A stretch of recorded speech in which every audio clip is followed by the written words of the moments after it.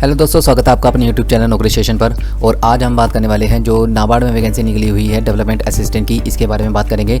तो ये group B की पोस्ट है, तो इसके बारे में आज हम सिलेक्शन प्रोसेस देखेंगे और एलिजिबिलिटी क्राइटेरिया के बारे में बात करेंगे, एज लिमिट के बारे में बात करेंगे, क्वालिफिकेशन के बारे में बात करेंगे, एग्ज़ाम पैटर्न देखेंगे, एग्ज़ाम सिलेबस के बारे में बताऊंगा, इनहैंस सैलरी के बारे में बताऊंगा कि आपको जो में इनहैंस सैलरी कितनी मिलेगी, और हम एग्ज़ाम सेंटर के बारे में आज फुल डिटेल में यहाँ पर बात कर रहे होंगे।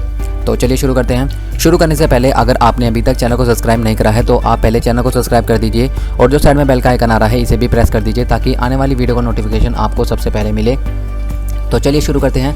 तो सबसे पहले हम इसकी इंपॉर्टेंट डेट्स की बात कर लेते हैं। तो जो इसके फॉर्म स्टार्ट हो रहे हैं ये शुरू हो रहे हैं 15 सितंबर से, और जो इसकी लास्ट डेट है वे है 10 अक्टूबर, यानी कि आप 10 अक्टूबर तक अपना फॉर्म सबमिट कर सकते हैं। जो इसका फर्स्ट पेपर होगा ये होगा 6 नवंबर 2022 को।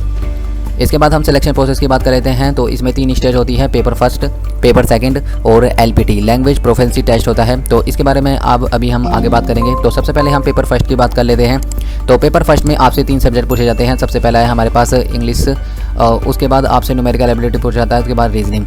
इंग्लिश से आपके 40 क्वेश्चन आते हैं 40 मार्क्स के। इसके बाद न्यूमेरिकल एबिलिटी से आपके 30 क्वेश्चन आते हैं 30 मार्क्स के। इसके बाद आपके रीजनिंग से 30 क्वेश्चन आते हैं 30 मार्क्स के। तो इस प्रकार से जो टोटल नंबर ऑफ क्वेश्चन बनते हैं ये बनते हैं 100 क्वेश्चन 100 मार्क्स के। इसके लिए आपको 60 मिनट का टाइम दिया जाता है, यानी कि 60 मिनट आपको सॉल्व करने के लिए इस पेपर को दिए जाते हैं। इसके बाद हम पेपर सेकंड की बात कर लेते हैं। तो पेपर सेकंड में आपसे 5 सब्जेक्ट पूछे जाते हैं। सबसे पहला है रीजनिंग, सेकंड है हमारे पास क्वांटिटेटिव एप्टीट्यूड यानी कि मैथ्स, थर्ड है हमारे पास जनरल अवेयरनेस। इसके बाद आपसे पूछा जाता है कंप्यूटर नॉलेज, और फिफ्थ है हमारे पास इंग्लिश लैंग्वेज यानी कि डिस्क्रिप्टिव पेपर एक होता है, इसके बारे में अभी मैं बताऊंगा आपको। तो रीजनिंग से आपके 30 क्वेश्चन आते हैं 30 मार्क्स के, और क्वांटिटेटिव एप्टीट्यूड से आपके 30 क्वेश्चन आते हैं 30 मार्क्स के। इसके बाद जनरल अवेयरनेस से आपके 50 क्वेश्चन आते हैं 50 मार्क्स के, और कंप्यूटर से आपके 40 क्वेश्चन आते हैं 40 मार्क्स के। और डिस्क्रिप्टिव में आपको एस्से लिखना होता है या प्रीसिस राइटिंग लिखनी होती है, रिपोर्ट लिखनी होती है, लेटर लिखना होता है। इसके लिए जो आपको टोटल मार्क्स दिए जाते हैं ये दिए जाते हैं 50 मार्क्स इसके। तो इस प्रकार जो टोटल मार्क्स बनते हैं ये बनते हैं 200। जो केवल डिस्क्रिप्टिव होता है आपका उसके लिए आपको 30 मिनट दिए जाते हैं, और जो ये पेपर आपका सॉल्व होता है इसके लिए आपको 90 मिनट का समय दिया जाता है। तो इस प्रकार से जो 30 प्लस 90 आपके पास 120 क्वेश्चन हो जाते हैं, इस 120 मिनट्स हो जाते हैं इस पूरे पेपर को सॉल्व करने के लिए। जो आपकी फाइनल मेरिट लगती है वो सेकंड पेपर के अकॉर्डिंग ही लगती है, और फर्स्ट पेपर केवल क्वालिफाइंग होता है। तो चलिए आगे बात करते हैं। इसके बाद आ जाती है बात एलपीटी की। आपका थर्ड फेज़ होता है एलपीटी यानी कि लैंग्वेज प्रोफिशिएंसी टेस्ट। एलपीटी में क्या होता है कि आपको आप एक बार देख लीजिएगा कि आप जहाँ से फॉर्म सबमिट कर रहे हैं वहाँ की आपको लोकल लैंग्वेज जो है उसकी समझ होनी चाहिए, क्योंकि इसमें एक जो है आपका इंटरव्यू टाइप होता है वहीं के एक ऑफिस में। तो जिस प्रकार से आपको गोवा से भर रहे हैं तो आपको वहाँ की लोकल लैंग्वेज कोंकणी आनी चाहिए, और आप अगर उड़ीसा से भर रहे हैं तो आपको उड़िया आनी चाहिए, आप वेस्ट बंगाल से भर रहे हैं तो आपको बंगाली आनी चाहिए, और आप असम से भर रहे हैं तो आपको असम से आनी चाहिए, आंध्र प्रदेश से भरनी है तो आप तेलुगु आनी चाहिए। तो मतलब आपको वहाँ की लोकल लैंग्वेज की समझ होनी चाहिए, क्योंकि जो इसका काम होता है वो लोकल लैंग्वेज से ही रिलेटेड होता है। आपको लोगों के बीच ही जाकर, जैसे कि आप इसकी पोस्ट के बारे में देख रहे होंगे डेवलपमेंट असिस्टेंट, तो आपको वहाँ का डेवलपमेंट करना होगा, तो आपको लोगों के बीच जाना होगा, जिसके लिए आपको लोकल लैंग्वेज की समझ होनी चाहिए। इसके बाद हम वैकेंसी की बात कर लेते हैं। तो इसमें जो टोटल नंबर ऑफ वैकेंसी है वो है 177। 173 यहाँ पर डेवलपमेंट असिस्टेंट की है, और डेवलपमेंट असिस्टेंट की 4 पोस्ट है। तो इस प्रकार जो टोटल नंबर ऑफ पोस्ट हो जाती है ये हो जाती है 177। इसके बाद हम देख लेते हैं। तो यहाँ पर डेवलपमेंट असिस्टेंट की 173 पोस्ट है। मैं आपको कैटेगरी वाइज यहाँ पर बता देता हूँ, और आप स्टेट वाइज और कैटेगरी वाइज यहाँ पर देख सकते हैं। तो यहाँ पर जनरल की जो आपके पास वैकेंसी आई हुई है ये है 80, और एससी की वैकेंसी है 21, एसटी की है 11, ओबीसी की है 46 और ईडब्ल्यूएस की है 15। तो इस प्रकार से जो हमारे पास टोटल वैकेंसी बन जाती है 173। तो ग्रुप बी की पोस्ट है, तो आप इस फॉर्म को जरूर भरिएगा। चलिए आगे बात कर लेते हैं हम फीस स्ट्रक्चर की। तो एससी, एसटी, पीडब्ल्यूबीडी और एक्स सर्विसमैन के लिए केवल इंटीमेशन चार्ज रखा गया है 50 रुपीज़। इनके लिए एप्लीकेशन फ़ीस नहीं रखी गई है।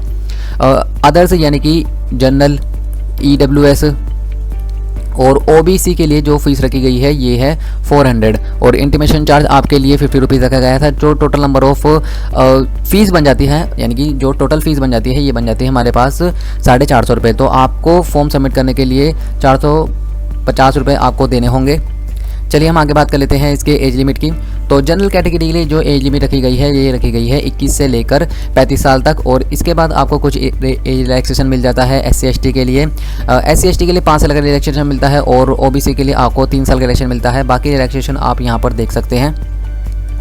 इसके बाद हम एजुकेशन क्वालिफिकेशन की बात कर लेते हैं। तो एजुकेशन क्वालिफिकेशन में अगर आपने बैचलर डिग्री प्राप्त कर रखी है, अगर आपने किसी भी इंस्टीट्यूट से किसी भी यूनिवर्सिटी से बैचलर डिग्री प्राप्त कर रखी है 50% मार्क्स के साथ, तो आप इस फॉर्म को भर सकते हैं। जनरल, OBC और EWS अगर आपने यहाँ पर 50% मार्क्स के साथ कोई भी डिग्री प्राप्त कर रखी है तो आप इस फॉर्म को भर सकते हैं।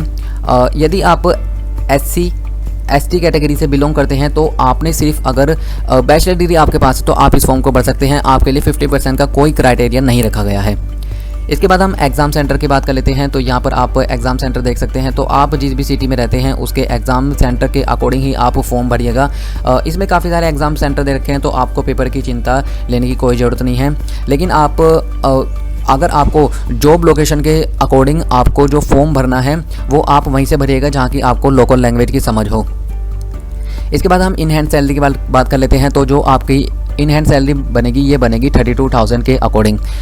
इसमें जो बेसिक पे के लगभग आप बेसिक पेपर आपको HRA, DA, TA और ये सब अलाउंस मिलकर जो आपकी इन हैंड सैलरी बनती है ये बनती है 32,000 के अराउंड।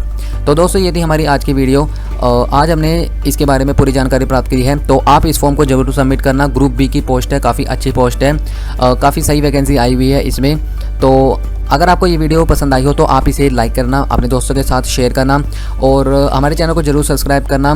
दोस्तों आप हमें अब इंस्टाग्राम पर भी फॉलो कर सकते हैं। आप इंस्टाग्राम पर सर्च करेंगे नौकरी स्टेशन तो आपको वहाँ हमारा पेज दिखाया जाएगा। तो आप वहाँ जाकर हमें फॉलो कर सकते हैं। वहाँ पर आपको गवर्नमेंट जॉब से रिलेटेड इन्फॉर्मेशन पता चलती है। तो मिलते हैं दोस्तों नेक्स्ट वीडियो में नेक्स्ट टॉपिक के साथ।